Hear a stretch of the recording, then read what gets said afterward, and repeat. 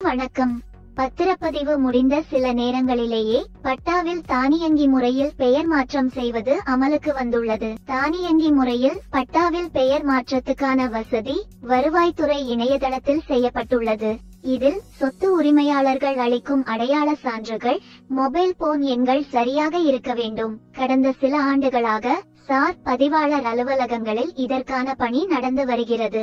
இந்நிலையில் இன்று முதல் இத்திட்டத்தை முழுமையாக செயல்படுத்த பதிவுத்துறை நடவடிக்கை எடுத்து வருகிறது.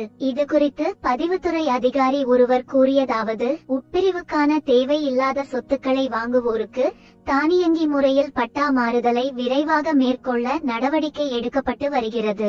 மதுரை மண்டலத்துக்கு உட்பட்ட அலுவலகங்களில் பத்திரப்பதிவு முடிந்து அசல் ஆவணம் ஒப்படைக்கப்படும் சமயத்தில் பட்டா பெயர் மாற்றத்துக்கான தகவல் வருகிறது. இதன் அடிப்படையில் பொதுமக்கள் இணையதளத்தில் இருந்து பெயர் மாற்றப்பட்ட பட்டாவின் பிரதியை சில நேரத்திலேயே எடுத்துக்கொள்ள முடிகிறது. சென்னையில் சோழிங்கநல்லூர் தாலுகாவிலும் இதேபோன்று உடனுக்குடன் பட்டா பெயர் மாற்ற பணிகள் மேற்கொள்ளப்படுகின்றன.